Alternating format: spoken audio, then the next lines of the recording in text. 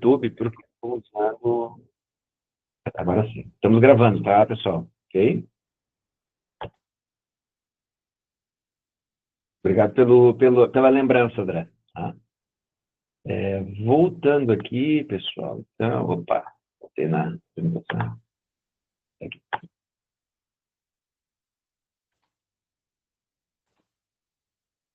Aqui estamos. Então, voltando, para quem entrou depois, né? A gente trouxe aqui Corra, Lola, Corra, 12 Homens e uma Sentença, os 33 Mineiros do Atacama, né? Uma sugestão de apresentação sobre os 33 do Atacama. E esse aqui, alguém assistiu esse? Esse aqui é ótimo também de usar em aula, tem a ver com a Covid e tal. Alguém assistiu esse? Tem duas sugestões para ver. Um deles é epidemia durante a pandemia, durante o isolamento. E o outro é esse aqui, é o contágio. Também muito interessante. Tá? Na área de saúde e prevenção, né? E segurança do trabalho, mitigação de riscos. É um case para a gente usar em aula, para a gente usar num treinamento, numa capacitação, né? Em algum evento da CIPA, enfim. Tá? Deixa eu ver se ele funciona aqui. Vamos lá.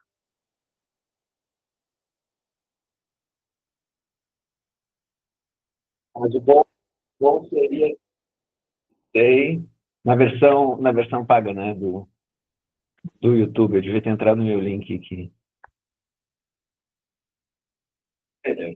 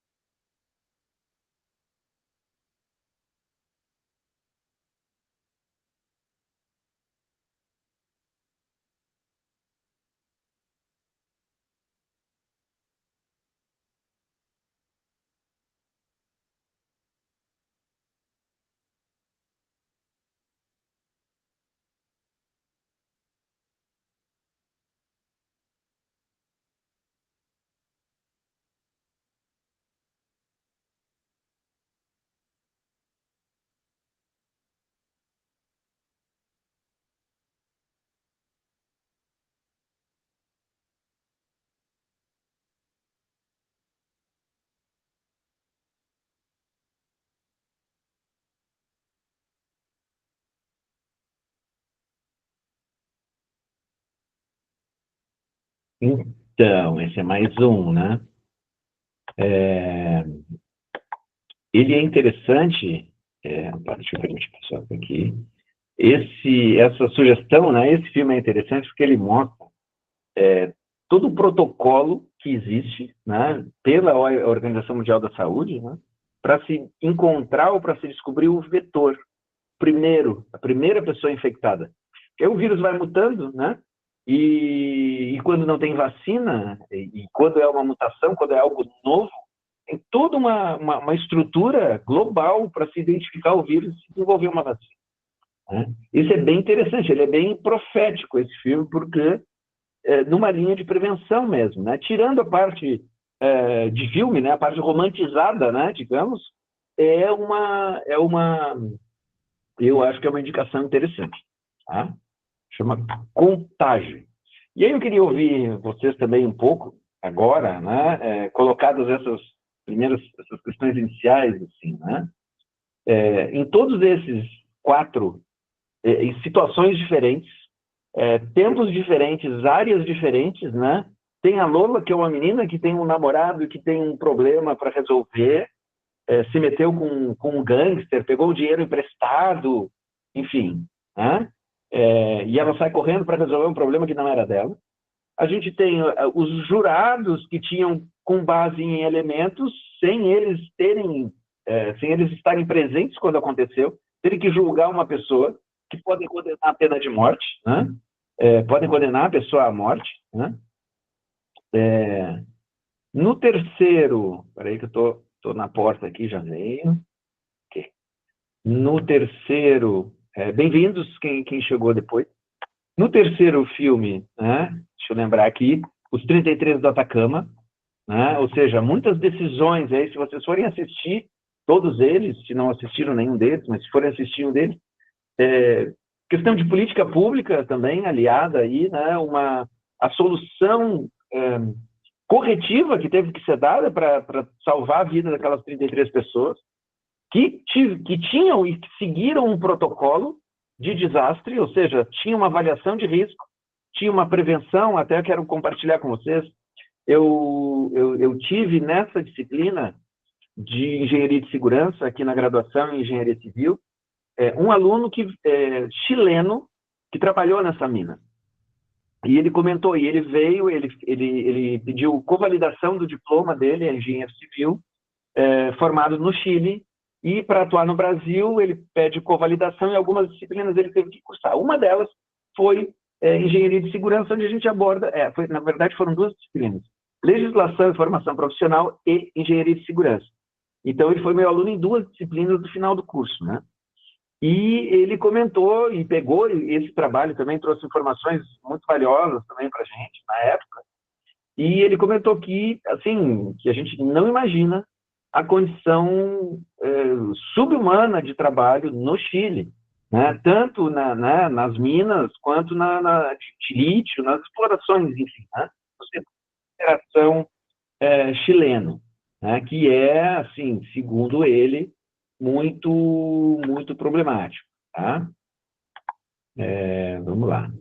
E no contágio que eu acabei de comentar, né, a gente tem, assim, também questão de saúde pública, de promoção da saúde, toda uma estrutura que a gente não enxerga.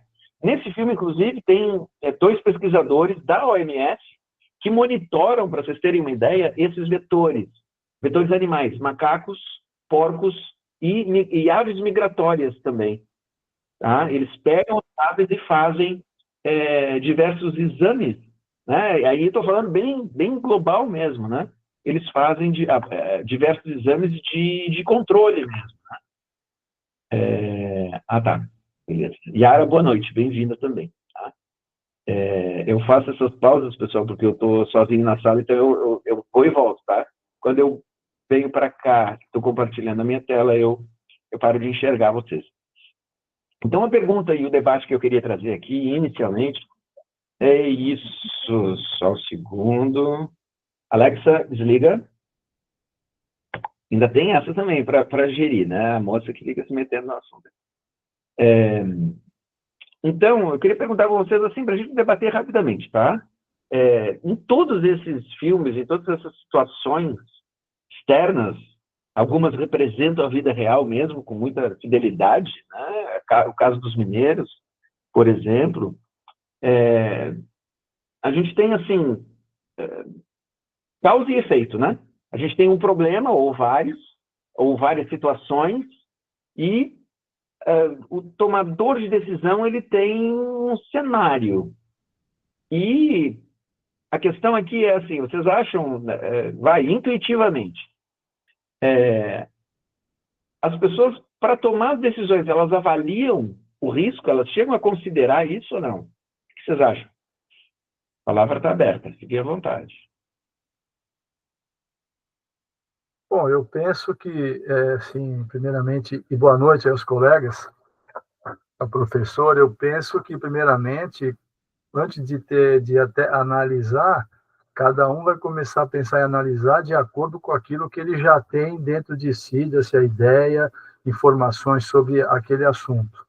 Aí, a partir de então, a gente está sujeito a diversas análises completamente diferentes. Aí também entra a questão de demanda social do ponto de vista político. Você pega o caso dos mineiros e o caso do outro filme Contágio, vai entrar decisões e ações políticas que fica para um outro assim, capítulo a gente pensar em discutir essa porcaria toda aí, né? E aí depois sobre os outros filmes, que é uma coisa mais um pouco intimista mesmo do ponto de vista o julgamento, que pode vir a ser do público ou não, enfim, e o caso da Lola, que assim correu bastante durante os 20 minutos lá, né? Então também é uma situação mais que pode ser também, mas eu penso acima de tudo isso, cada um vai primeiro compreender, analisar e depois emitir opinião com base naquilo que já tem dentro de si, seja interesses, seja questão cultural e conhecimento sobre aquele determinado assunto, ou seja, é bem vasto aí o campo assim, as decisões, e para então a gente tomar as decisões, né, que é o fim desse alinhavado aí. Né? Depois dos desdobramentos de cada decisão que se toma ou se deixar de assim tomar. Jorge, né? Jorge, você tem filho, Jorge? Eu tenho 2. Tá bom. Então, dentro do buraco está você e teu filho. Um pode sair e se salvar, o outro não tem salvação. Quem vai sair primeiro? Se for só nós 2, vai ser ele. Se tiver mais gente, eu sou capaz de matar os outros para sair meu filho. Simples assim. Por favor, concordo 150% com Vossa Excelência. É isso mesmo, é isso mesmo. Né? E essa é a fala honesta, né, Jorge? É honesto, é isso aí. Né? É isso mesmo. Ou seja, mas de qualquer forma, você já tem a decisão.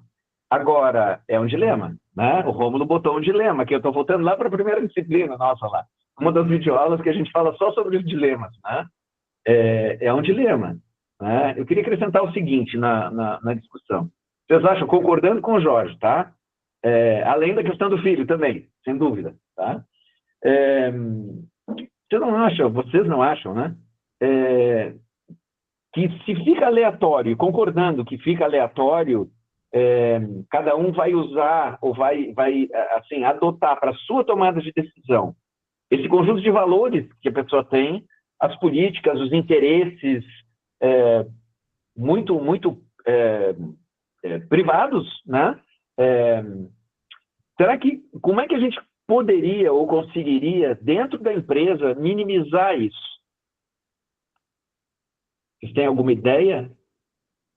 Se começa a vocês, por exemplo, olha, eu tenho que resolver isso aqui, o que a gente tem que fazer? É um PGR? É uma capacitação? É jogar a discussão para a CIPA? Estou lembrando, só para botar mais um tempero, lembra do que a Lisandra falou aqui, né, nas aulas de ergonomia. Ela disse assim, não se trata só de aplicar as NFs. Né? O que a gente pode fazer para evitar essa questão aleatória do tomador de decisão? Eu acho que num caso desse, dentro de empresa, penso eu, né, salvo engano, aí a opinião de cada um, tem aquilo que é preliminarmente combinado, seja em procedimento, seja no que for, existe aquilo que está na cultura daquele assim, o caldo de assim, pessoas, ideias que tem ali, e existe o que vai ser feito de fato, voltando àquela questão de na hora H, o que cada um tem assim, né, e valores, ideias, interesses, né? Então, a partir daí, tudo pode acontecer, inclusive nada. né? Então, em situações que a gente vive na vida, quem tem mais anos um pouco, certamente passou por mais algumas situações, né? E que a gente acaba se surpreendendo depois com decisões e ações que a gente teve, né? Então, e dentro de uma empresa em que você encontra todo tipo de assim, pessoas, todo tipo de assim, índoles e conhecimentos, né? Realmente é complicado. Cada caso é um caso e a gente nunca vai conseguir discutir todos os cenários, né?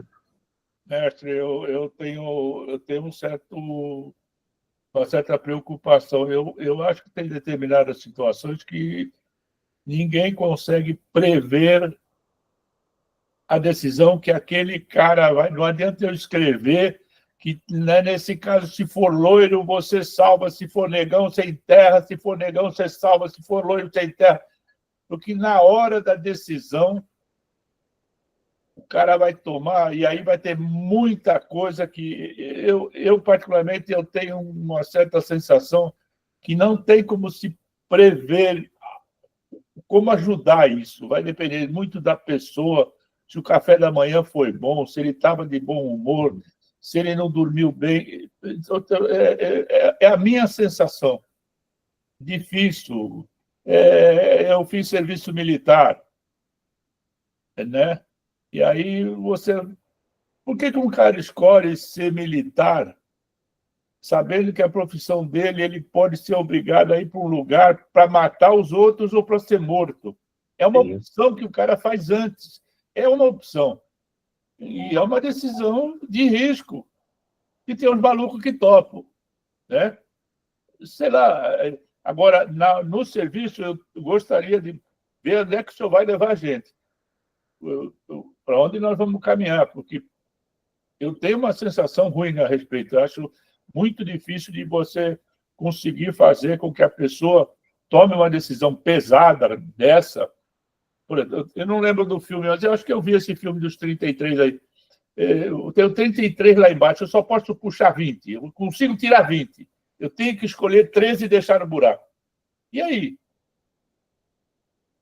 Pois é. Sai na porrinha, joga no dado. Quem ganhar, sai. Quem perder, fica. Será que eles vão topar? Não sei. É muito... Tem situações que... Lemas, né? O senhor é que vai me ensinar agora. Eu não. Uma coisa que eu discuti, a minha disciplina da pós-graduação começou hoje de manhã, e o pessoal vem, se apresenta, né, e tal, e aí tem um colega meu que tem mais ou menos a mesma idade, né, que ele chegou e disse assim, no início, assim, disse, poxa, você já pensou que a gente tem mais passado do que futuro? Né? A gente passou dos 50 lá, e assim, tem mais passado do que futuro. O que, em linha do que com o que o Jorge comentou, a gente tem um pouco mais de experiência, né? Só que mesmo assim, né, na hora de tomar uma decisão, se a gente não tem um condicionamento, um treinamento, um conjunto de valores, aí a gente volta um pouquinho para aquela questão ética lá da primeira disciplina, né? Questão ética, questão moral, dependendo dos costumes que a gente tem, né? Acho que eu cheguei a comentar não sei se em alguma videoaula, mas eu comentei aqui. Não comentei aqui, eu comentei esse semestre numa outra disciplina. Eu trabalhei um dos estágios que eu fiz há muitos anos atrás, tá? Eu trabalhei em uma empreiteira dentro de uma refinaria de petróleo, dentro da Ipiranga, em Rio Grande. O nome da empreiteira é Sertep, uma empreiteira do Rio de Janeiro, nem sei se existe ainda. Chamava Serviços Técnicos de Petróleo S.A. Tá?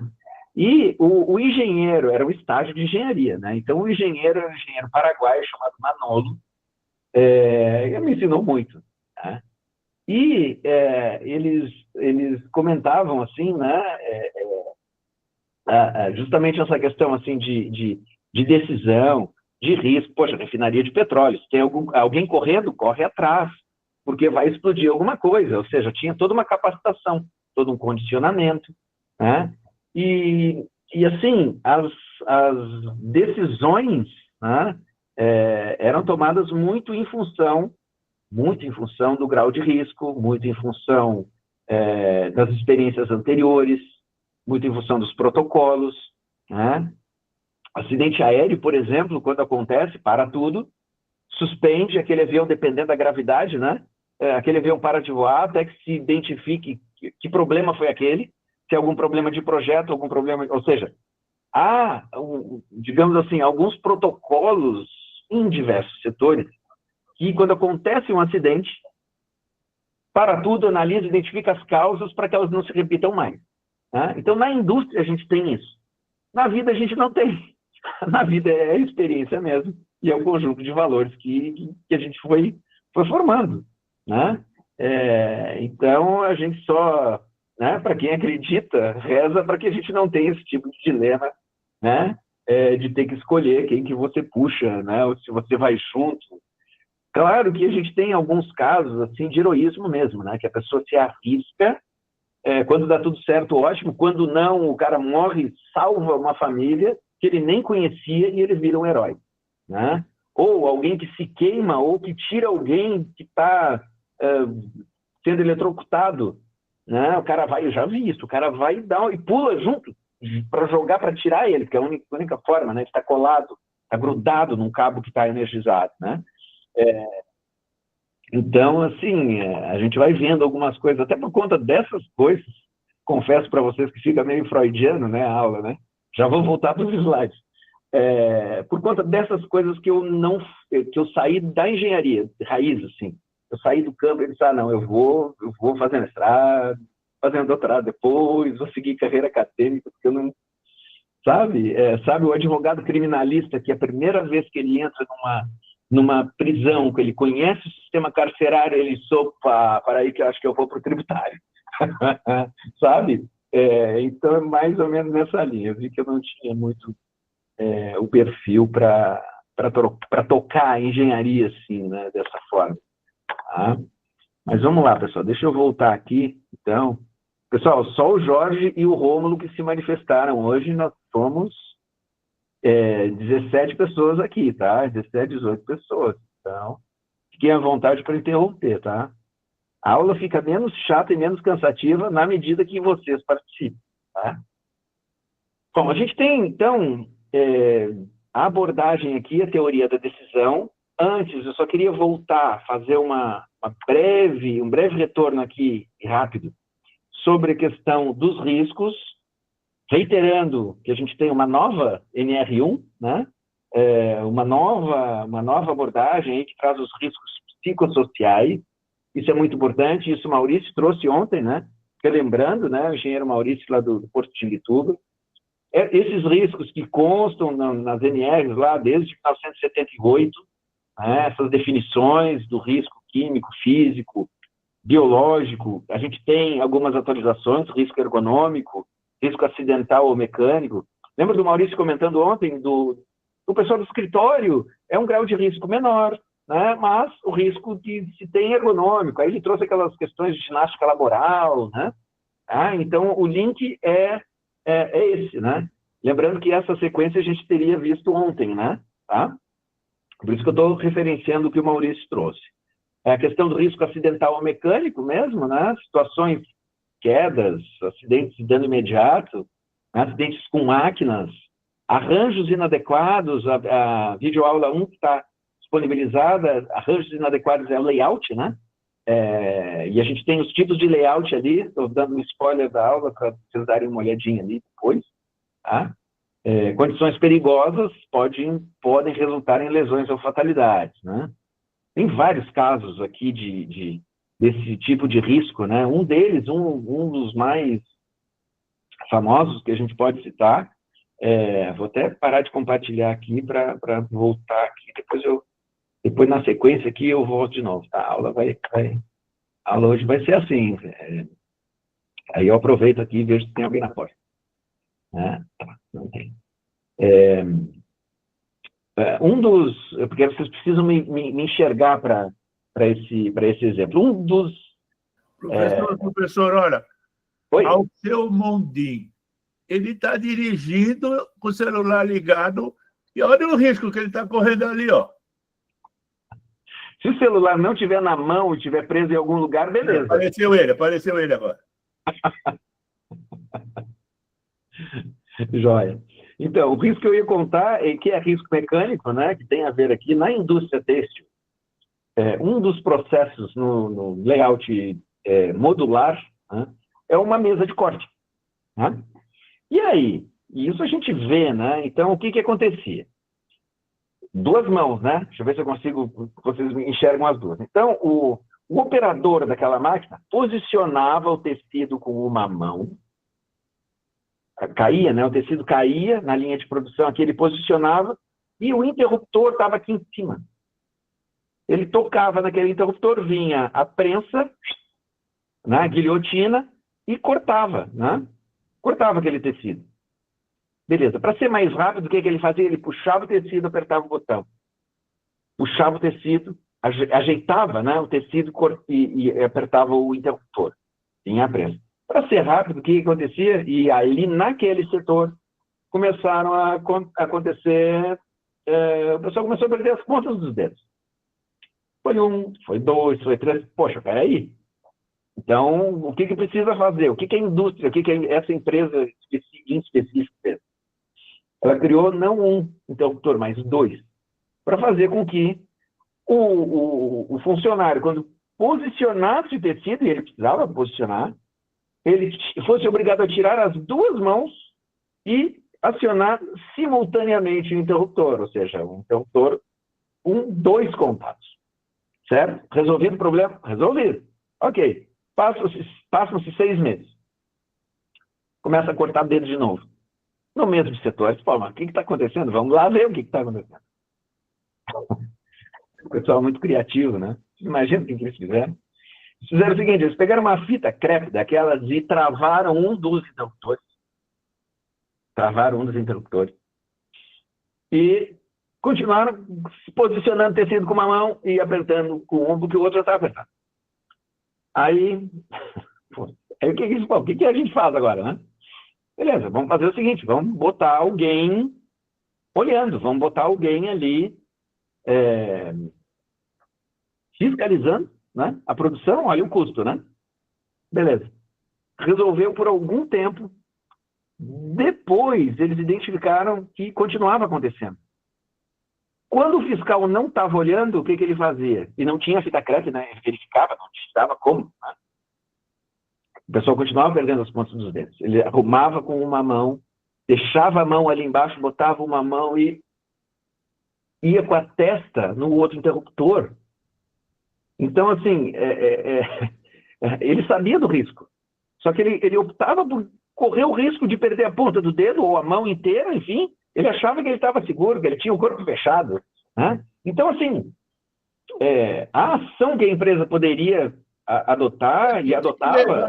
O que levava ele a fazer isso? A produtividade, ele ganhava produtividade. Produtividade. Ele tinha um volume que ele tinha que... Né? Ou seja, é aquela questão lá atrás, que a gente já abordou sobre produtividade e risco. Para aumentar a produtividade, o trabalhador se colocava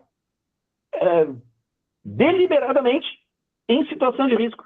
E ali a empresa tentando achar uma forma, não, poxa, quem sabe, em vez de mexer no processo produtivo, em vez de fazer uma gambiarra, né, no equipamento, em vez de criar uma inovação, botar um outro interruptor, para tornar duplo, por que a empresa não passou a pagar um pouquinho melhor, hein?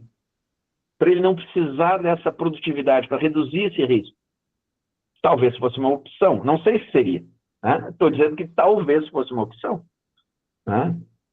Tentar capacitar mais esse funcionário, esses funcionários, botar a CIPA ali, tentou botar um fiscal, não deu certo. Né? Então, assim como essa, N outras situações. Nossa, N outras situações. Né? Deixa eu voltar aqui, então.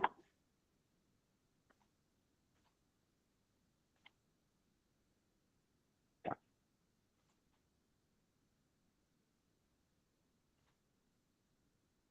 Os tipos de risco, né? Eu estava no exemplo esse aqui de riscos mecânicos. Prevenção de riscos ocupacionais, a gente já falou aqui, outros professores já abordaram. Né? Só quero fazer para seguir essa sequência aqui, né? A gente está falando aqui de riscos ocupacionais. né? Riscos ocupacionais e riscos em projetos. A CIPA, né, a gente tem agora, recentemente, na NR5, atualizada, né, também, e que bom, né, nos ocupacionais, medidas para garantir a segurança e saúde dos trabalhadores em ambientes de trabalho, implementação de programas de prevenção de riscos, formação dos trabalhadores sobre segurança, a questão, assim, além do treinamento, né, capacitação e tem que ser uma campanha educativa mesmo, né, tem que ser educativa. Como o Maurício comentou ontem, né, que mais antigamente, lá anos 80, 90, inclusive nas próprias NRs, né, isso já se fazia presente, campanhas, a necessidade, né, a exigência de campanhas de prevenção do HIV. Né? E hoje, como a gente tem coquetel, tem tratamento, né, amenizou um pouco, né, essas campanhas, e aí a gente tem outros indicadores, né, como campanhas para prevenção de suicídio, por exemplo, alcoolismo, drogas, e essas questões assim que são patologias, né, seríssimas, e que a gente precisa avaliar. Está aqui, né, só que não cabe só a CIPA, né, tem que ser uma ação integrada mesmo, né, uma questão de saúde pública até. Tá? Prevenção de riscos em projetos, essa segunda parte aqui, identificação e avaliação de riscos, que podem afetar a conclusão de um projeto, com atrasos, custos excessivos, problemas de qualidade, né, e a questão da implementação de medidas para mitigar esses riscos. Prevenção de riscos em saúde, como eu acabei de comentar, ações para evitar o desenvolvimento de doenças, como a vacinação, alimentação saudável, prática de atividade física. Eu acho, Maurício, que não me escute, mas ginástica laboral é algo bem antigo, a pessoa faz um alongamento ali, e não, né, e só faz o alongamento quando está ali, pelo menos faz, ok, pelo menos faz, mas, né, é uma questão também o melhor plano de saúde, para mim, é a academia, para mim, é ter uma caminhada regular, é fazer exercício regular. Claro, prevenção, exames, controle hormonal, controle de colesterol, etc., claro, a gente precisa de um profissional de saúde sempre, né? Só que é uma questão, eu diria, muito mais educacional, de novo, né, do que outra coisa. Né? Bom, antes dos riscos financeiros, mais uma questão importante aqui. Eu lembro, eu não vou lembrar o nome dele, tem um médico, você sabe que eu trabalhei em Santos, né? Tem um médico cardiologista em Santos, que era professor de uma instituição onde eu trabalhei aí, numa universidade, e eu não vou lembrar o nome dele. E ele fez uma publicação na Tribuna, né? Para quem não é de Santos, é um jornal de Santos, né? Enfim, que era jornal impresso à época, né, Jorge? E também, quer dizer, era só na época que eu morei em Santos. Né?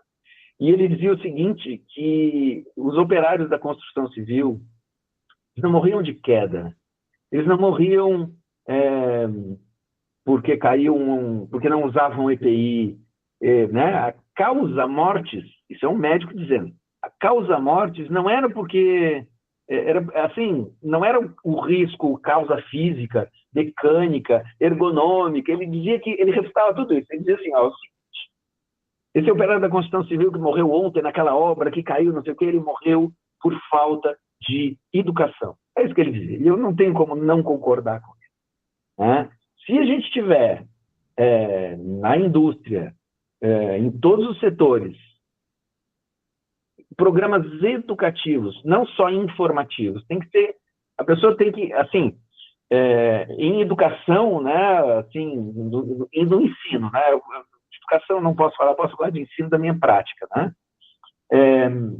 não domino esses autores, leio, mas leio pouco, não o suficiente para abordá-los aqui, tá? Mas posso falar da minha prática. Com ações de informativas, beleza, você informa, a pessoa lê, ela tem acesso àquela informação. Agora, o conceito de apreender, ela pega essa informação, ela internaliza, ela sentiu, ela entendeu, ela apreendeu a informação, ela sabe que ela não pode correr na indústria, porque isso é indicativo de acidente. Como é que a gente consegue? É de tanto insistir, de tanto bater, ou seja, de tanto educar, né? De tanto colocar, aí ela apreende, aí ela começa a ensinar, eu sei que não pode correr aqui, né? Ou seja, ela sabe. Diferente daquela história, né? O Rômulo comentou, né, que serviu o exército, né? Tem aquela história do banco, você conhece? Do banco que não podia sentar no banco porque ia preso? Tem essa máxima, né? Teve um tenente-coronel, assumiu um grupamento de artilharia em uma cidade. Os militares, eles ficam um tempo determinado, acabam conhecendo vários, né? E mudam com a família, enfim. Eu tenho vários colegas, amigos, inclusive de infância, que, tanto na Marinha quanto no Exército, né? Que serviram, ou os pais eram militares e tinham tinham uma vida assim, né? Com essa característica. Então, um tenente-coronel assumiu um grupamento de artilharia em uma cidade estranha, e ele chegou e passou por um cabo, que era sentinela, que estava ali e tal. Aí depois eles não viram o cabo no dia seguinte, perguntou, cadê o cabo fulano que estava aqui? Não, ele foi preso. Mas por quê? O que ele fez? Não, ele sentou no banco ali, não podia sentar. Aí se criou uma cultura naquele grupamento que não podia sentar no banco, porque se sentasse no banco, se fosse pego, se fosse visto por alguém sentar no banco, era preso. Beleza, aí eles, poxa, mas por quê? Qual é o problema do banco? Ele estava de serviço? Não, ele não estava, ele tinha que sair. Aí ele foi no histórico. Todo mundo que sentava naquele banco era preso. Era um banco que não podia sentar nele. Aí ele foi no histórico, né, nos registros, e ele encontrou o primeiro preso naquele grupamento que sentou no banco. Primeiro preso por sentar no banco. Tá? Nos idos lá de 1970, sei lá, quando foi montado aquele grupamento. Beleza, aí ele foi ver por quê. Aí consta no registro o seguinte: um soldado raso ignorou o aviso de tinta fresca que estava fixado sobre o banco e sentou no banco e foi preso. Ou seja, depois que a tinta secou, podia sentar no banco. Só que se criou uma cultura ali errada, né? Ou, sei lá, atravessada, né? Que não podia sentar no banco. Então, assim, esse é o anti-exemplo, né? Não pode... aquela questão da cultura que se cria dentro da empresa. Às vezes as pessoas saem repetindo coisas que nem sabem a origem, nem sabem por quê. O lado bom é o seguinte: às vezes a gente sabe que, não pode correr aqui dentro. Ou seja, eu estou repetindo, às vezes eu nem sei. Eu aprendi aquilo ali, virou uma prática, virou um costume. Claro que é bom a gente saber os porquês sempre, tanto por negativo na história do banco, quanto, né, no positivo. Né? E aí a gente vai ter o que o pessoal da administração chama de cultura organizacional, né? As coisas que não são escritas, mas que estão ali, todos acabam cumprindo ali. Né? Vamos lá, vamos voltar aqui. Essa primeira parte a gente está acabando já. Fechando, prevenção de riscos financeiros, então, medidas para proteger finanças de uma pessoa ou empresa, como diversificar os investimentos, criar uma reserva de emergência, não gastar mais do que ganha, né? Não colocar o dinheiro da produção no mercado financeiro. Né? Teve um diretor muito famoso, muito conhecido, que assumiu um grupo de produção de carne, né, suína e frangos, e o cara durou 2 meses só, porque ele investiu o recurso estava destinado para a produção, ele jogou no mercado financeiro. Né? Então, um erro, assim, crasso. Né? Falando de medidas de prevenção, rapidamente, o que a gente tem, né? Ou seja, dentro dessas políticas que a empresa pode, políticas educativas, né? Que a empresa, no ambiente industrial, principalmente, deve adotar para mitigar riscos e evitá-los.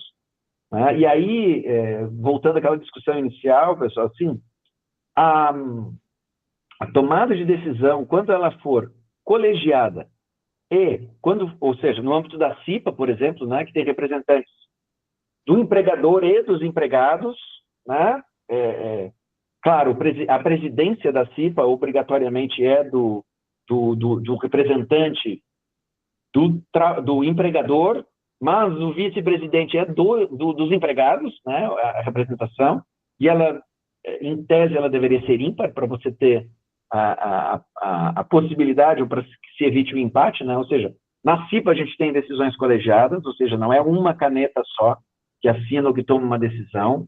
No sistema público, isso é bem...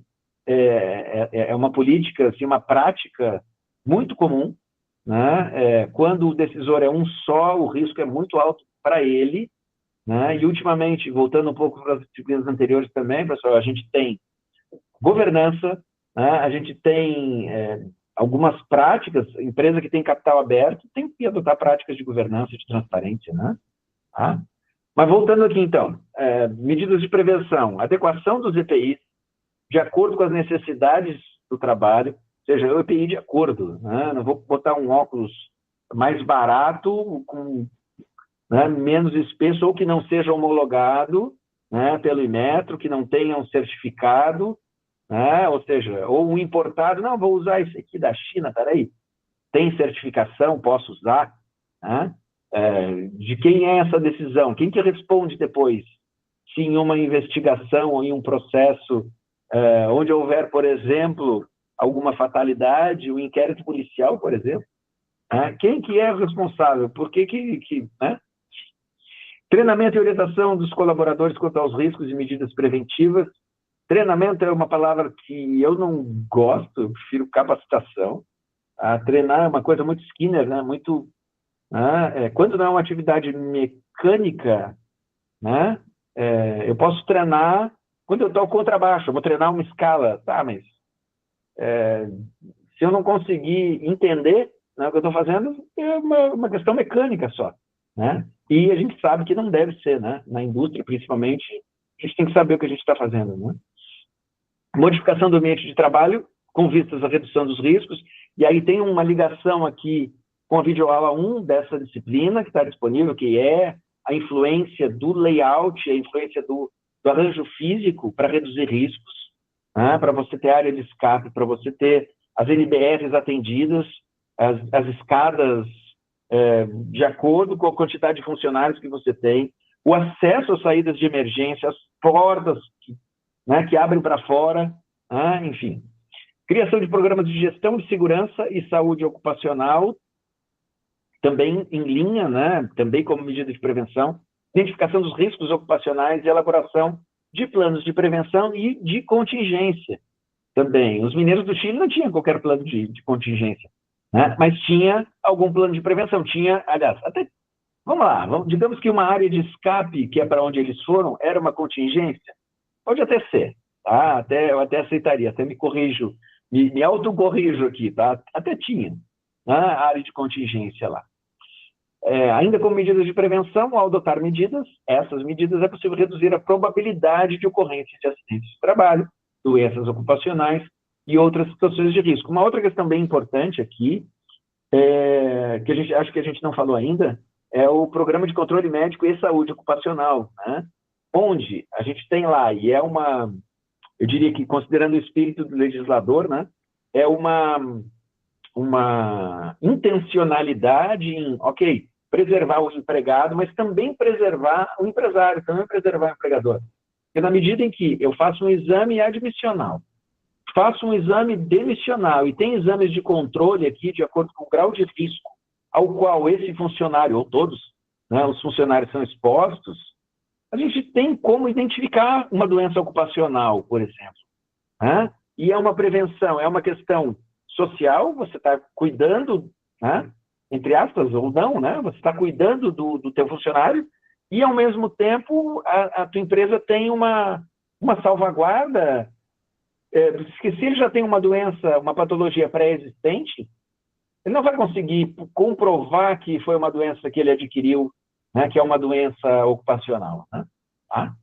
Investimento na segurança e saúde ocupacional pode ser um diferencial para a empresa, demonstrando preocupação com a qualidade de vida dos colaboradores, contribuindo para um ambiente de trabalho mais saudável e produtivo. O ideal aqui, beleza, ok, mas a gente precisa pagar bem, tá?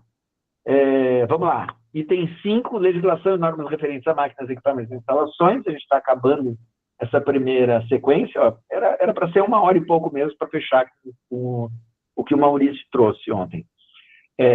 Os destaques, pelo que eu acompanhei das aulas até aqui, os destaques aqui simplesmente nesse item, para a gente não deixar de citar essas NRs. Tá?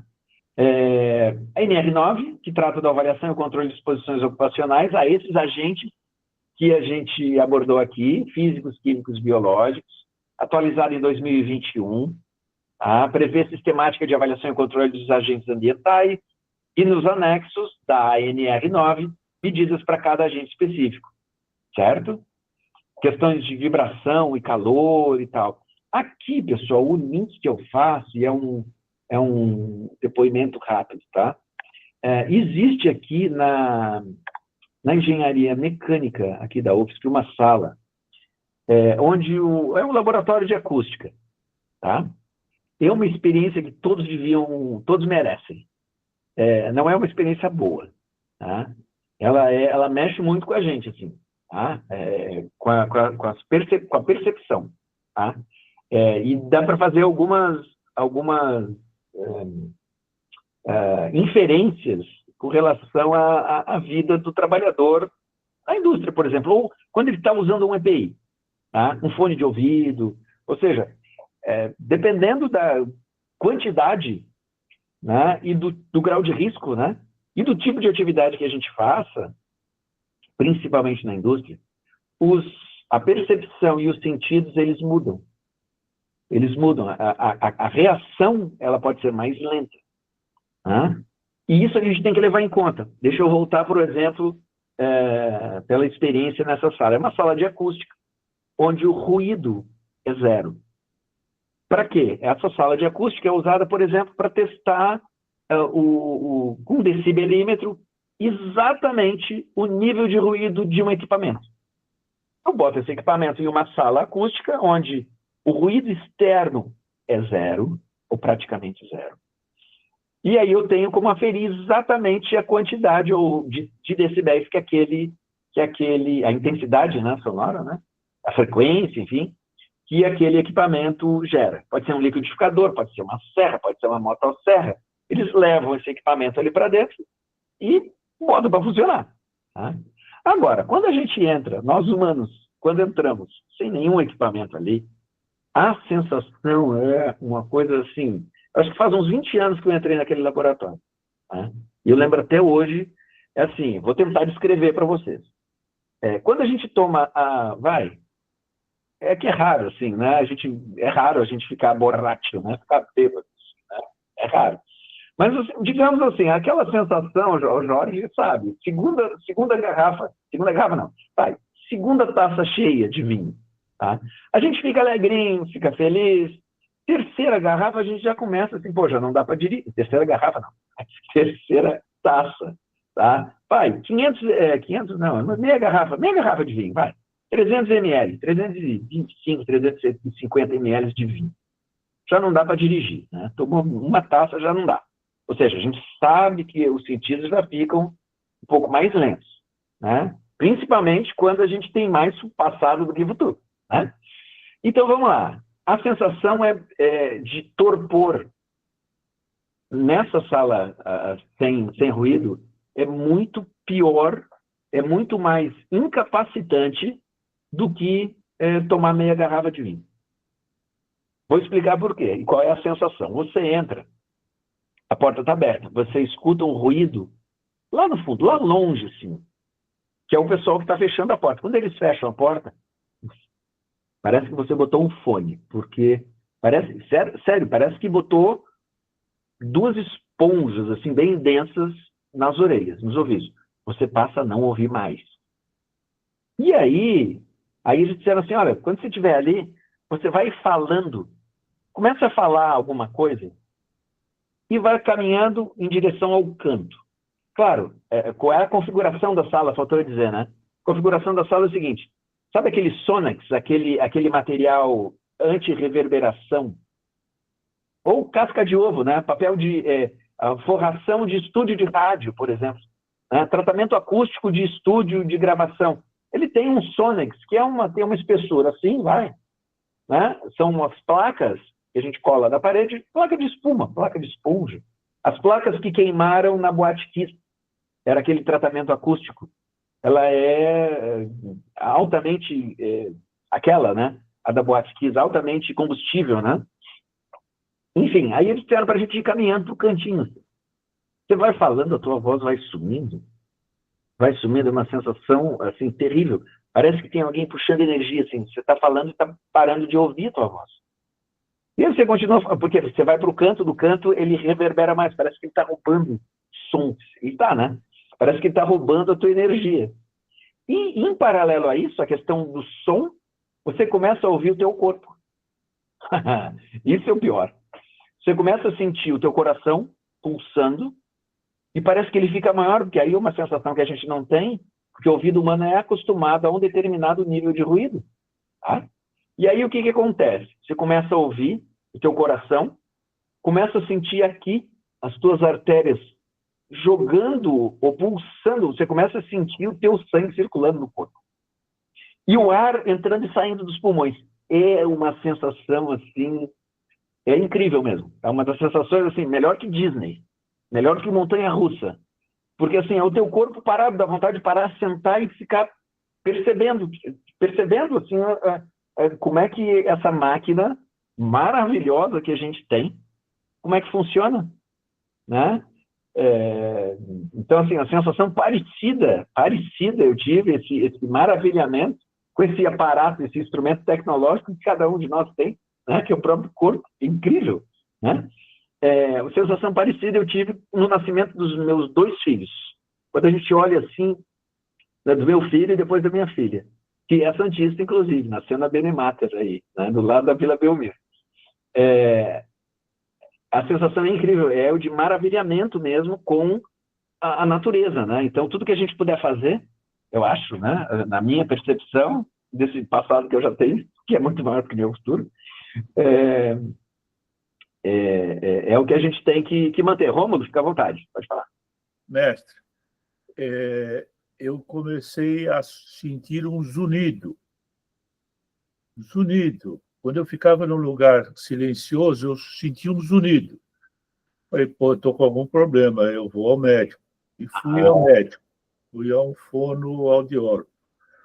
E cheguei lá, ele olhou, e você vai fazer audiometria.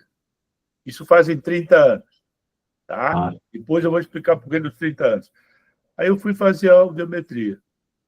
Quando eu saí, que eu tive o resultado, ele me chamou e falou, Romulo, olha aqui, ó. Abriu uma gaveta e puxou um diapasão. Chegou assim, fez assim para mim. Pim, pim, pim, pim, pim. Você está escutando? Tô. Aí pegou outro. Pá, pá, pá, pá, pá. Tá escutando? Tô. Aí pegou pim, pim, pim. Aí ele pegou um e fazia assim na minha cara. Cadê o som? Tá ouvindo? Não. Esse aqui você nunca mais vai ouvir. Ele mostrou o gráfico. O gráfico da minha audição era uma coisa assim, de repente eu não chegava naquela frequência, ele vinha a 0 e tornava a subir. Eu voltei exatos 10 anos lá, 10 anos depois, e levei o resultado daquele exame inicial. Uhum.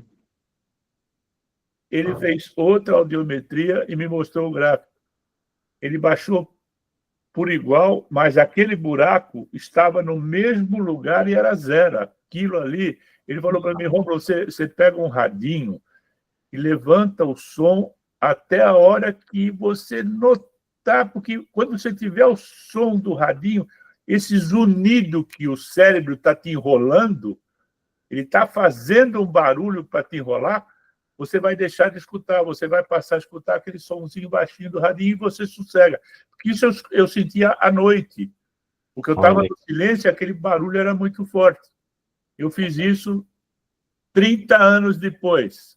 Eu tenho os 3 resultados e agora a coisa está feia. Aí outra vez. Mas, então, o ter mais passado do que futuro te traz essa sabedoria, né? Então, alguma coisa a gente, né? Algum aspecto tem que ser positivo, né? Eu acho que... Mas é bem isso mesmo. E não é... Não me cobre a resposta do que o passado tem mais passado e mais futuro. Mas no fim da aula. Tá bom. Tá legal. Vamos lá, vamos voltar aqui então, pessoal. Valeu. Vamos lá.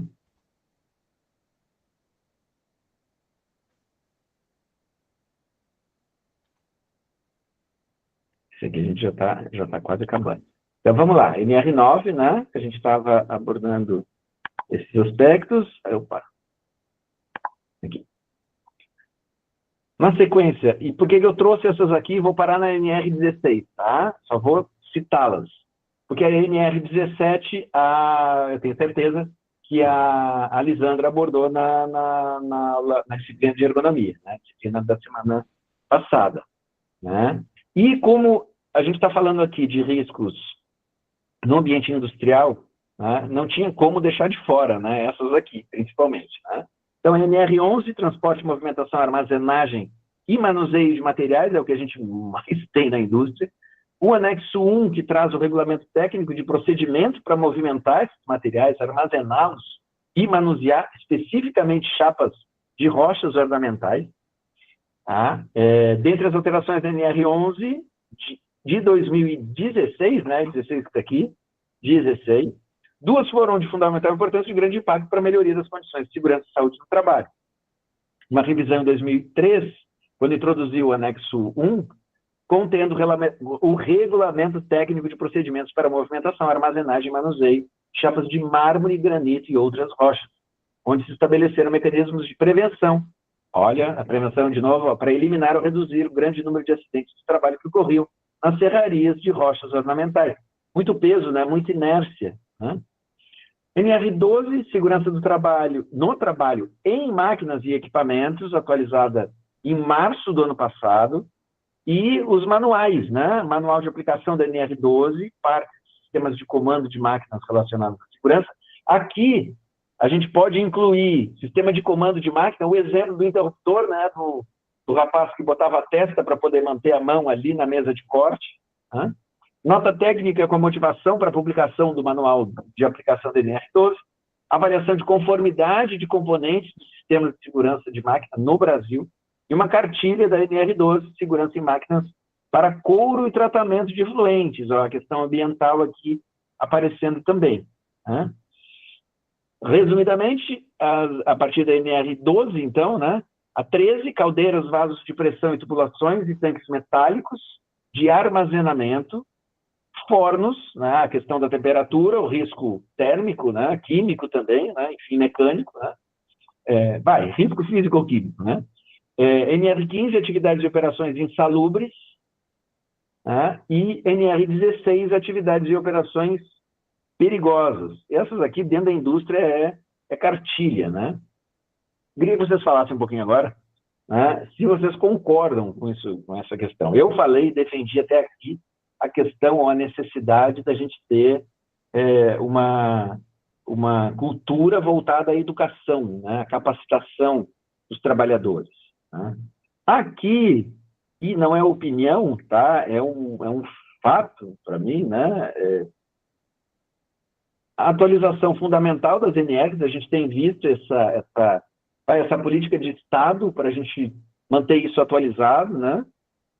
E também a criação de uma mentalidade, digamos, voltada para a segurança, né? Deixa eu fechar aqui para não precisar voltar mais.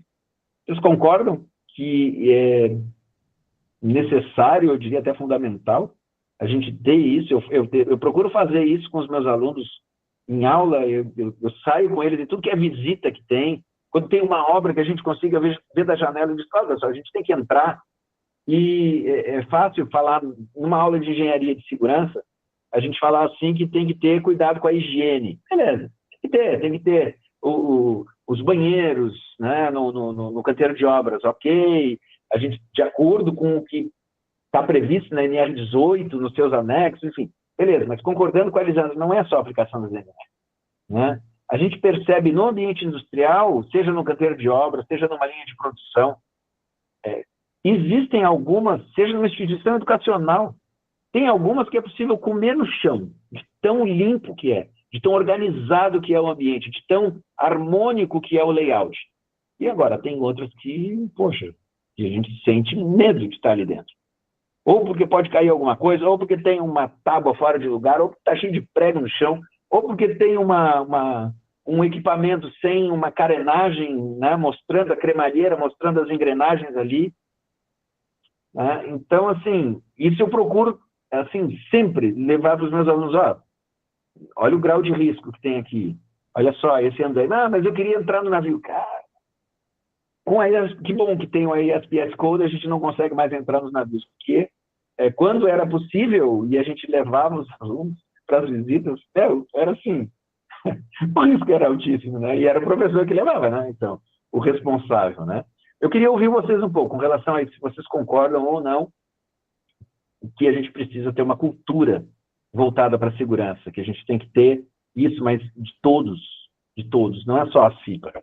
Coitado do pessoal da CIPA, coitado do Maurício lá, presidindo a CIPA, no porto de Imbituba. Que controle ele tem sobre a tripulação dos navios que sai caminhando pelo cais, sem EPI, sem nada, sem capacete, sem nada. Porque ele não é obrigado a... Ele está saindo e o caminho dele é por ali. Né? E que controle ele pode fazer? Ele vai criar um caminho, um guarda-corpo embaixo, em cima, do lado do cais, que vai afetar a operação de carga e descarga? Não tem como. Né? Então, tem alguns desafios, né, que, de novo, pressupõem, claro, o atendimento das NX, mas é muito mais que isso. Vocês concordam?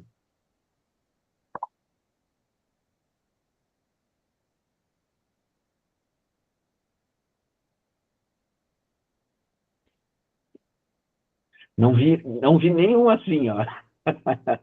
Legal. Tá.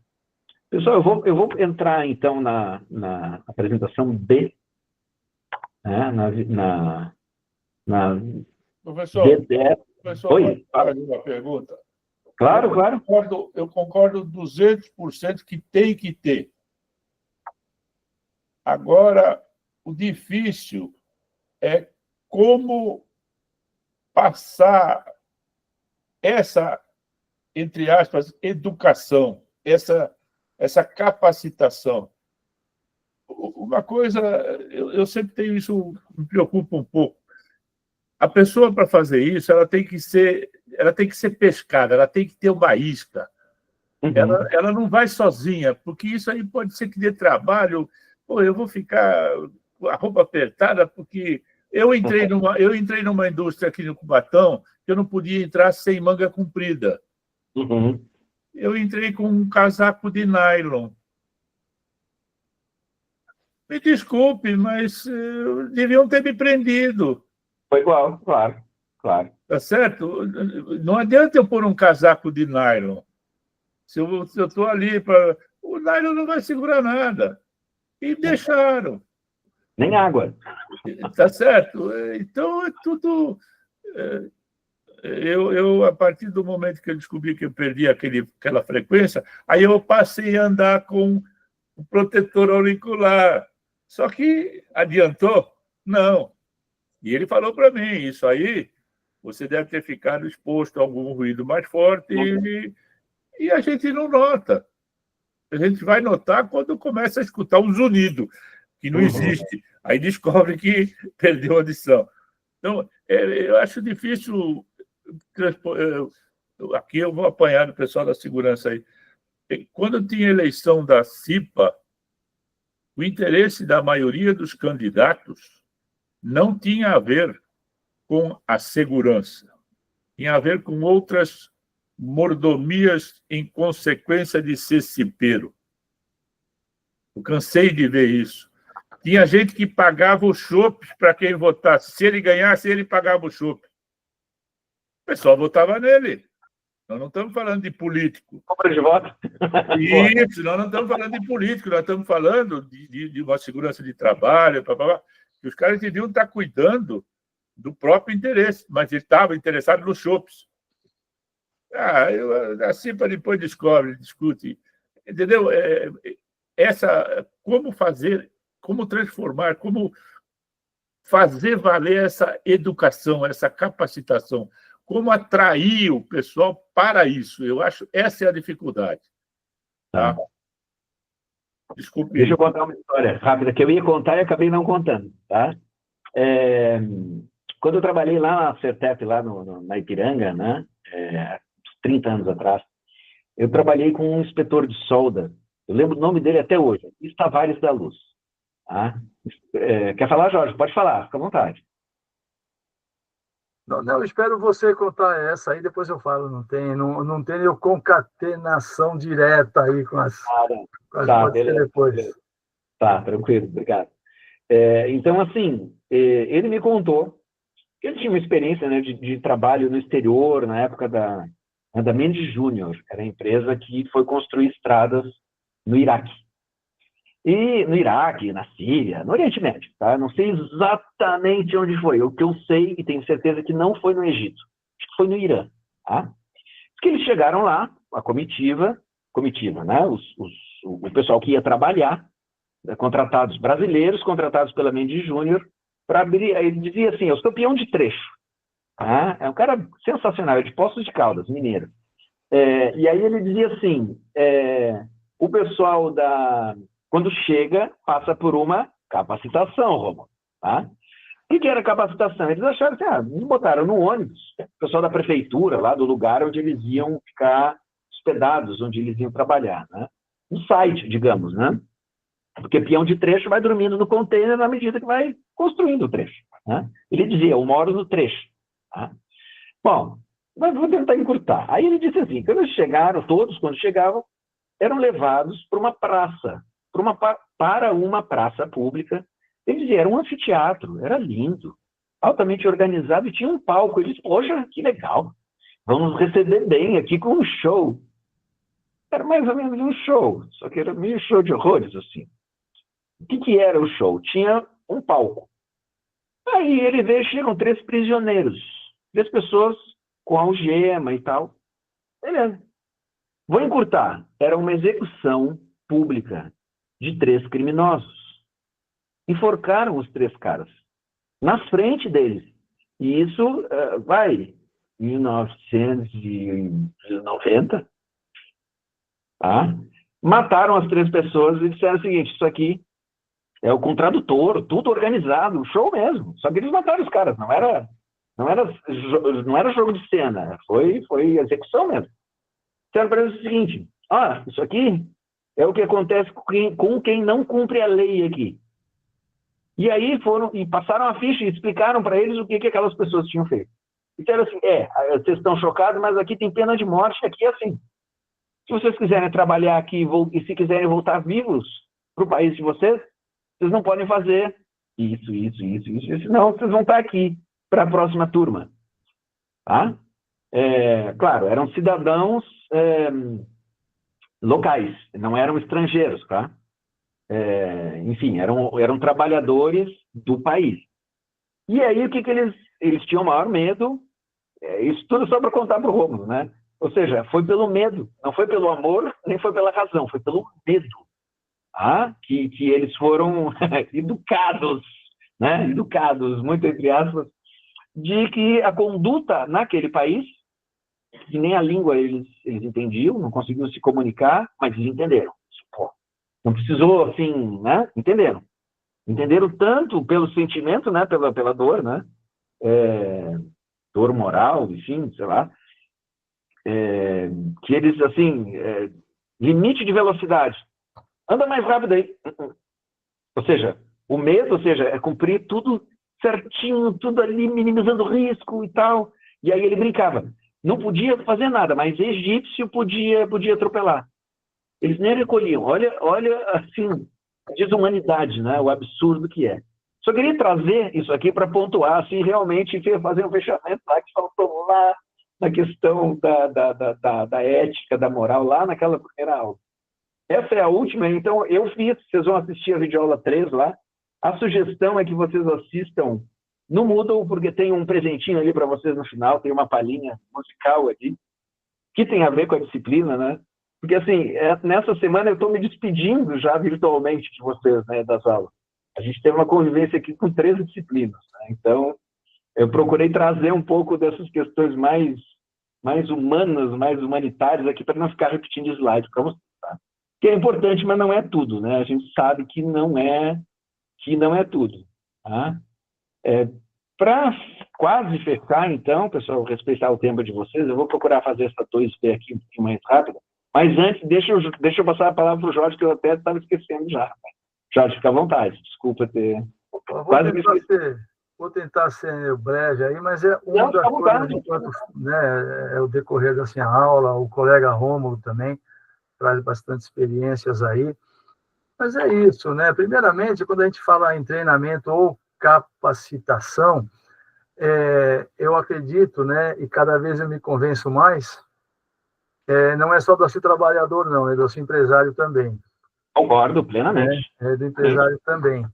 Como você falou, condições sanitárias, né, questão de higiene lá em NR18, NR24 também, que fala mais até sobre isso ainda.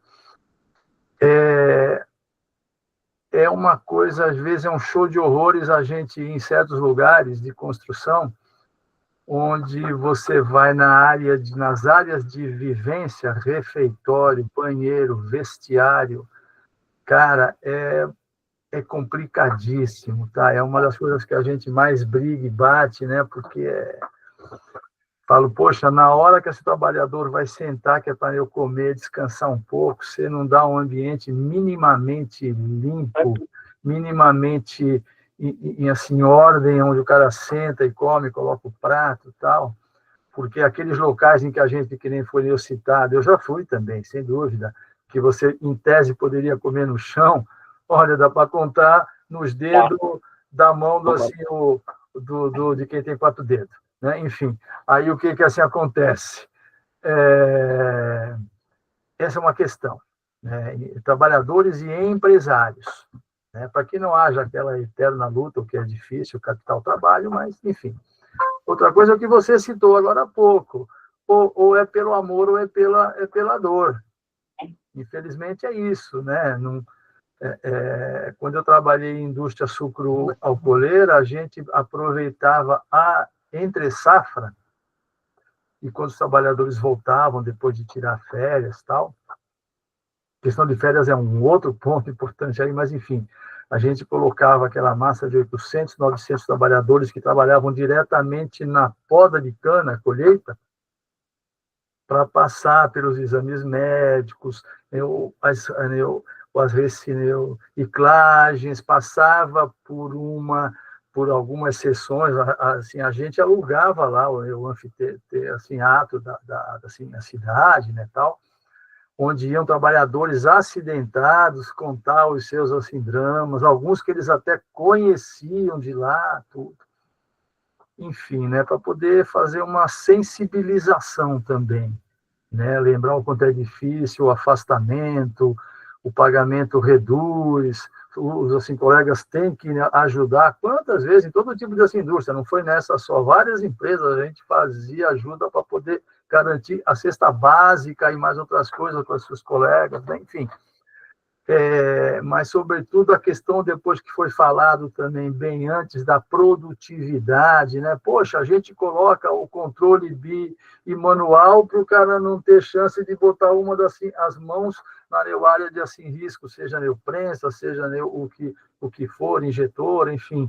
E o cara coloca a cabeça, que nem você falou, o cara coloca os esparadrapo lá, colante, aí você coloca a cortina de assim, luz, né? O cara não se coloca anteparo, mas enfim.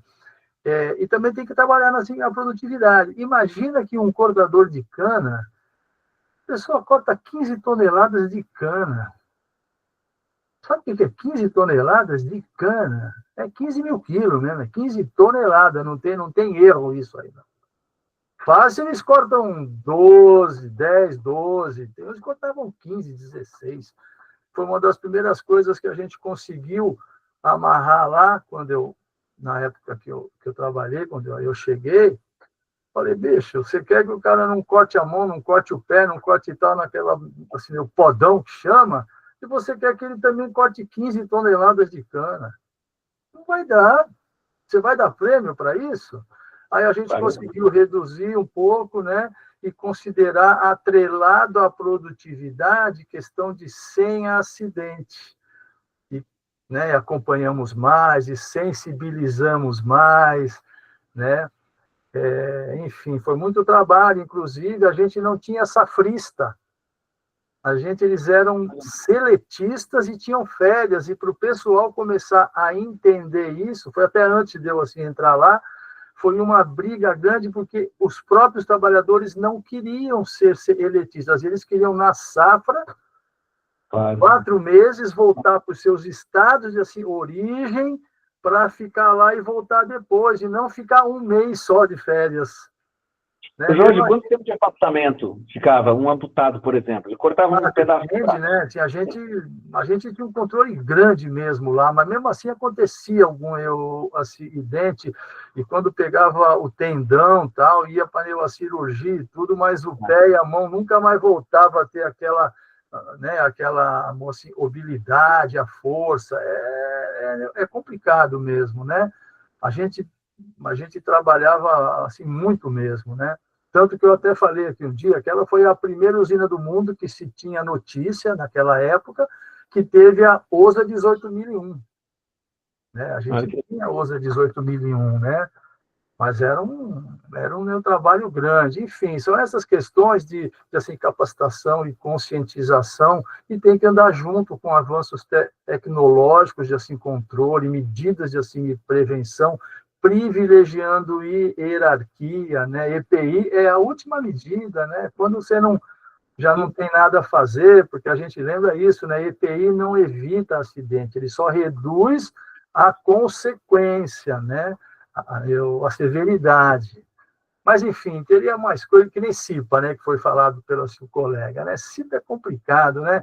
A gente, quando não quer ter a CIPA, a gente fala que ela é ruim. Quer dizer, para qualquer coisa na vida. Quando você não quer ter, você vai advogar em função de tudo que não vale. Inclusive, me veio a lembrança, num dos vários cursos, aí, especializações que a gente fez, eu conheci um meu colega que ele foi presidente de uma empresa assim, estatal. Aí ele falava assim, Jorge Baff, né?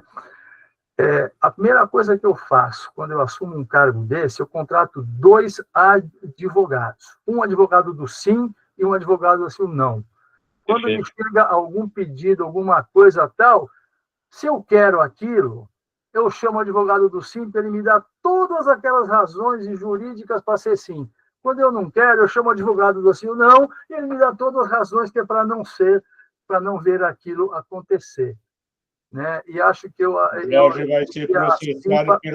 vai ser processado pelo Conselho dos Advogados, te cobrem.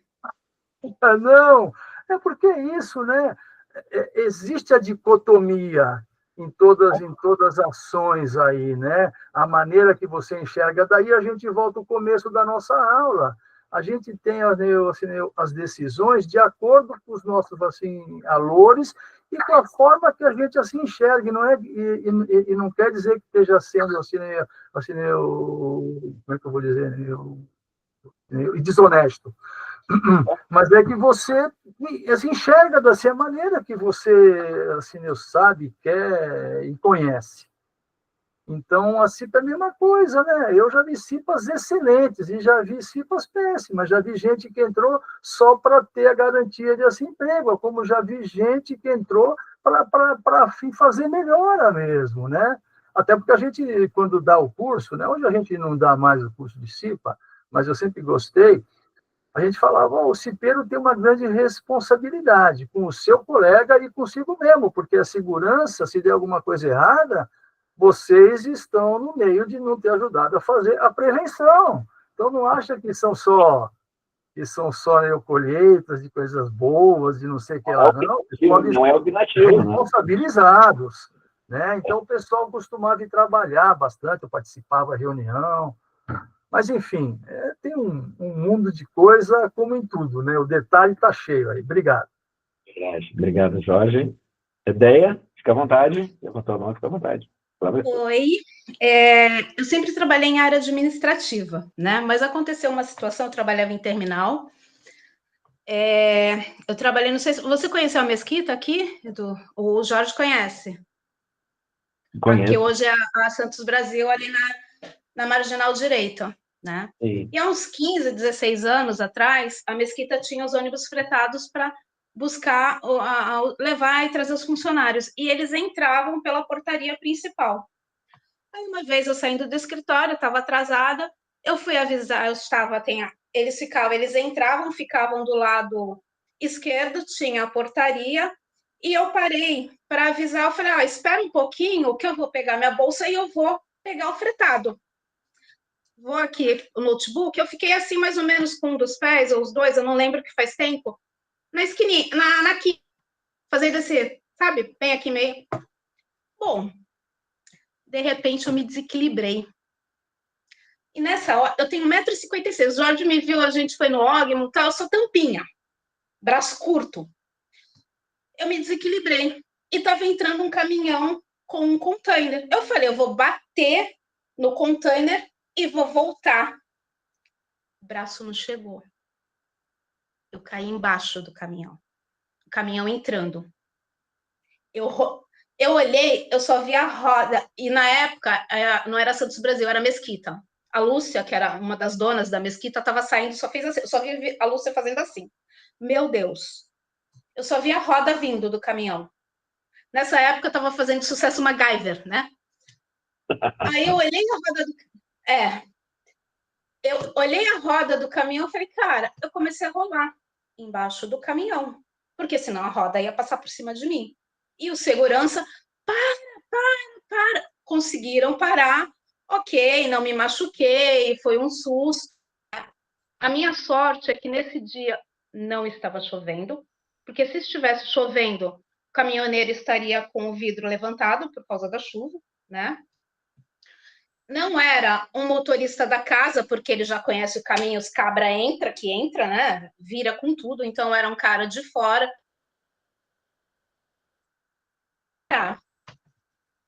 Aí eu falei, vamos analisar o fato, né? Como é que uma pessoa administrativa, né? Assim, nunca imaginei na minha vida o que causou Na época eu estava se usando umas sandálias, uns saltos Anabela, não era tão alto, mas era de madeira.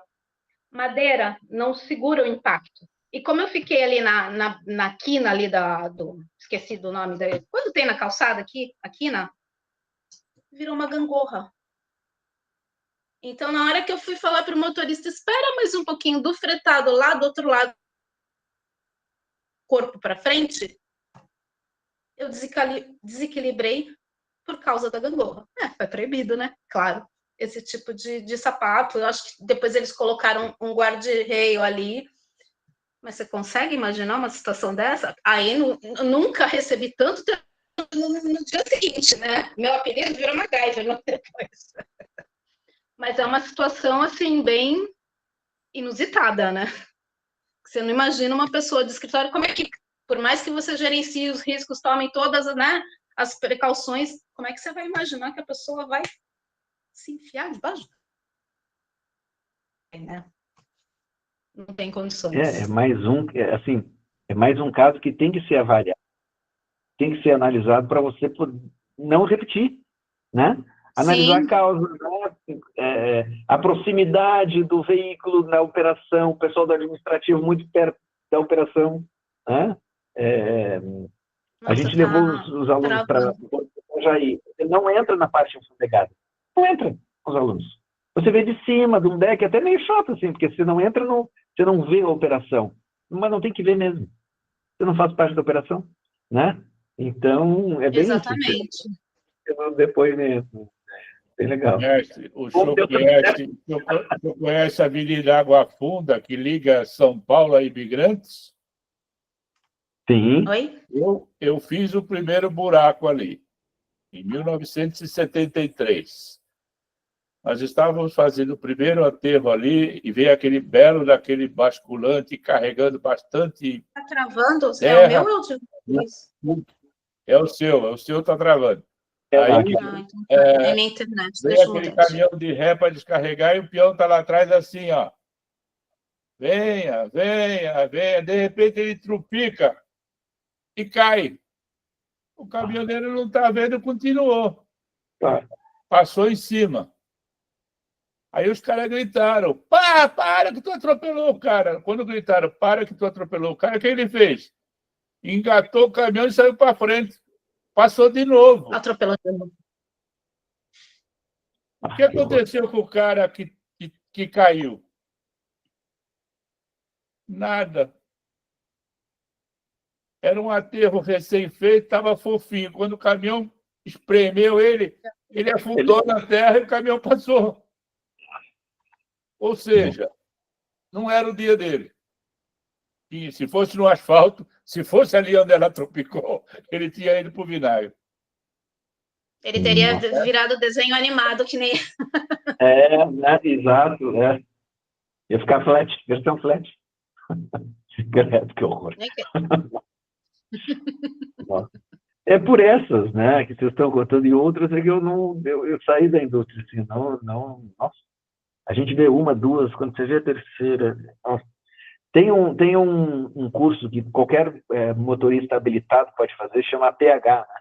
Atendimento pré-hospitalar. Eu não faço e jamais vou fazer, porque se eu fizer, eu vou ter um kit no carro, eu vou ter luvas e vai começar a acontecer um monte de acidente na minha frente. E eu vou ter que ir. Né? E eu vou ter que... Né? A gente tem isso, tem alguns motociclistas aqui e alguns motofretistas, né? O pessoal que trabalha com aplicativo, eles têm curso de APH, acontece um acidente, eles param a moto do lado, abre aquela partezinha de trás ali, já bota a luva e já vai atender. Né? Ou seja, já tem, olha só, é o cenário deles, né? O cenário de trabalho deles. Autônomos ou MEI, enfim, mas eles têm isso, é uma coisa de autopreservação, né? Quando ele para ajudar um par, né? Podia ser ele, né? Ele tem isso, né? Então, de uma certa forma, sem CIPA, sem uma organização, eles se auto-organizam, né? Também. Então, é mais uma possibilidade, assim, né? Mais algum comentário, pessoal? Tranquilo? Coisa rápida só que você falou de CETEP. CETEP é a que era do Nelson Tanuri? Exato. Né? E onde o Rômulo trabalhou bastante, eu fiz bastante serviço lá, não era do lado da siderúrgica J ali perto, Rômulo, ali na Água Funda? Tem uma siderúrgica lá atrás? Tá fechado o teu áudio, Rômulo.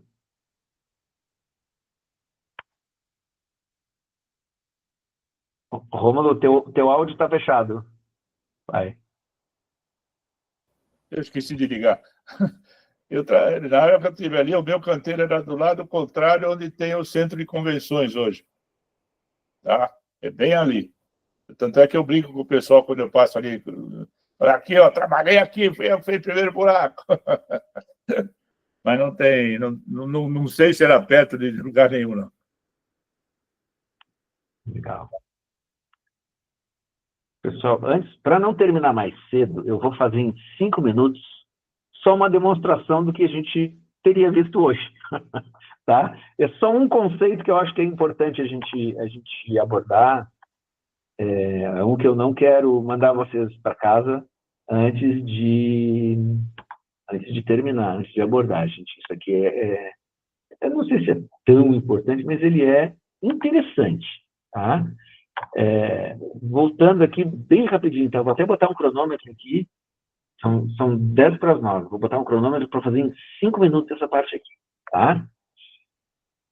Então, lembrando da Lola, né, e da teoria da decisão, procurando convergir um pouco, tudo que a gente viu até aqui, em se tratando de riscos, pode se resumir a problemas de decisão, né? Na teoria da decisão, tem algumas premissas. Uma delas é que não há solução de um problema sem um critério. Pelo menos um. Tá? E os problemas de decisão se apresentam uma matriz, com 3 componentes. Estratégias alternativas, estados da natureza, que é o que pode acontecer, e aí tem as probabilidades, né? E o resultado, né? As células. Então, vamos lá mais rapidinho. Ó. As estratégias alternativas são as alternativas. O que pode acontecer aí? Eu tenho um exemplo aqui que não vai dar tempo, mas tem um exemplo. Estados da natureza, que eu já comentei, né? Cada estado da natureza vai conduzir a um certo evento, e esse resultado é a combinação da alternativa com o estado da natureza, tá? Então, isso leva à matriz de decisão, e está aqui ela, ó. Esse é um exemplo, as opções e as alternativas, né? As alternativas e os estados da natureza, e as células onde eles se encontram são os resultados. Alternativas, estados da natureza, né? Essa é a versão clássica da matriz de decisão, né? E aí a gente tem 3 casos, isso aqui que é importante, para a gente classificar os problemas de decisão. O primeiro caso, que é quando a gente sabe exatamente o que vai ocorrer, se de alguma forma a gente conhece com certeza todos os dados numéricos do problema, ou seja, é claro que, né, eu tenho um contrato, eu comprei, 20 metros quadrados de piso. O que eu espero? Que na nota fiscal tenha lá 20 metros quadrados de piso, né? Porque essa foi a conta, ou seja, eu tenho uma decisão tomada sob certeza. Eu medi certo, está certa a decisão de comprar aquela metragem que eu preciso, ela nem chega a ser um problema, né? Eu tenho os dados numéricos, eu tenho certeza que aquilo ali vai acontecer, certo? Então, é uma decisão tomada sob certeza, não tenho dúvida. Se eu estou aplicando em renda fixa, que vai me pagar 10% ao ano, eu não tenho dúvida que ela vai me pagar 10% ao ano, renda fixa. A decisão é tomada sob certeza, tá? O caso 2, eu tenho probabilidade, e aí entra a previsibilidade, ou a gente acaba sendo obrigado a associar essas decisões a probabilidades de ocorrer né, esse resultado para aquela condição, para aquela alternativa e para aquele estado da natureza. Tá? Ou seja, a gente tem, nesse caso, decisão tomada sob risco. Falou de risco, tem probabilidade. Falou de certeza, não tenho probabilidade, eu tenho certeza. Tá? E quando eu não tenho risco, eu tenho uma decisão tomada sob incerteza. Quando eu não faço a menor ideia do que pode acontecer. Aí é incerteza mesmo. Aí vale o exemplo da Lola. Né? Como é que ela, em uma das alternativas, como é que ela consegue dinheiro? Ela entra em um cassino e compra com o dinheiro que ela tinha. Ela precisava chegar a 100 mil marcos, né? Era 100 mil marcos. Ela precisava obter esse dinheiro e a única possibilidade de acontecer, incerteza total, roleta. Ela bota todo o dinheiro num número, que era 20, inclusive. Ela tinha 20 minutos, ela bota no número 20 e ganha. E ganha 2 vezes. Tá? Ou seja, a decisão tomada sob incerteza. Na verdade, isso aqui é o desespero total. Tá? Então, na sequência, isso aqui a gente não vai conseguir fazer, eu queria só citar esses 3 problemas de decisão, essa caracterização entre decisão tomada sob certeza, decisão tomada sob risco e decisão tomada sob incerteza. Isso aqui fica disponibilizado para vocês, isso aqui não vai dar tempo da gente abordar agora, que é uma estratificação, digamos, de como é que a gente resolve problemas de decisão, usando a teoria da decisão, como é que a gente resolve alguns problemas, utilizando esse conceito da decisão tomada sob incerteza. Tem esses 5 critérios aqui, maximax, maximin, Laplace, realismo ou mínimo arrependimento. E no finalzinho tem lá, a gente tem aqui um exemplo resolvido, tá? E as alternativas é usar revendedores locais, construir um armazém próprio ou usar um grande distribuidor local, e a gente tem 2 estados da natureza, ou o mercado apresenta uma demanda grande, ou o mercado me apresenta uma demanda pequena. Qual é a dificuldade? É montar essa matriz e ter esses números aqui. Tá? Normalmente um plano de negócios traz esses números. Tá? Então, tem o Maximax, o Maximin, o Laplace, que está aqui também, vou pedir para vocês olharem depois, eu já passei dos 5 minutos. O realismo, que é uma média, né? A gente faz ponderações, e o mínimo arrependimento também, e aí as conclusões, né? A gente compara para esse mesmo exemplo, nessa sequência, todos esses critérios, quais são as aderências, as convergências e as divergências nos métodos. Tá? Tem aqui um resumo no final. Isso aqui é interessante, o valor esperado da alternativa, justamente por conta disso, que quando você trabalha, né, na verdade, o valor esperado da informação perfeita, quando você trabalha numa empresa que tem capital aberto e tem um fato relevante, é assim que é tratado, vai mudar a diretoria, vai fazer uma aquisição, vai fazer uma venda, vai desmobilizar uma planta.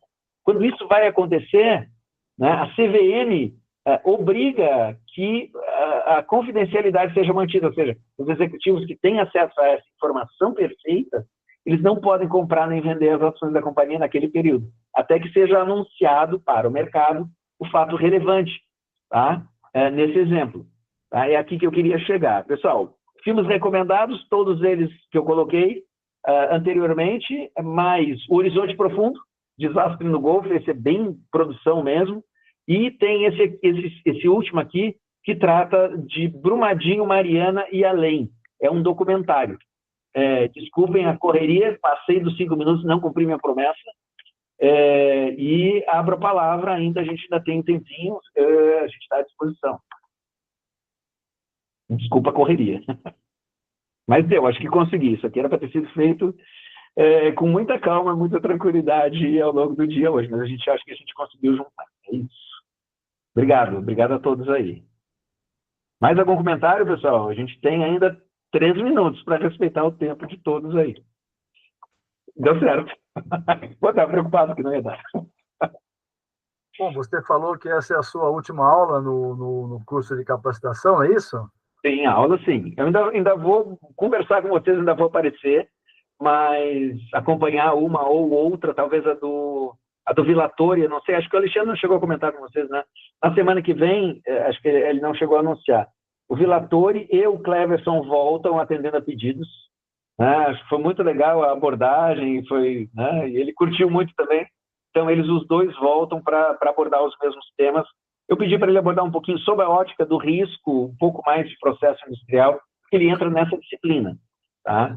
E, na sequência, tem a Márcia, né? Márcia, eu me esqueci o sobrenome dela, não vou falar o sobrenome errado, que vai abordar a D9, né? Que a gente inverteu por conta de cronograma também. Mas eu volto aí.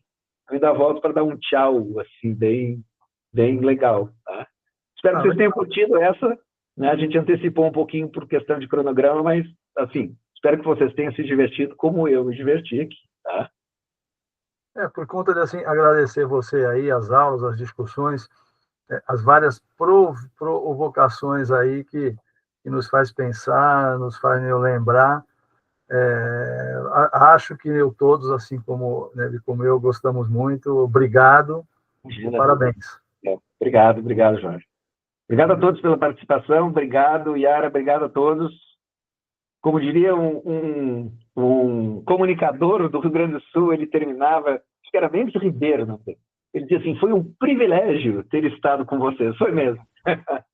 Obrigado a todos por compartilharem essas terças e quintas e algumas quartas, né, como hoje. Obrigado, pessoal. Valeu, foi um prazer, hein? O privilégio foi nosso. Obrigado. Valeu. Conhecimentos. Falou, valeu. tchau, até a próxima. Boa noite, até a próxima. Boa noite a todos aí. Obrigado.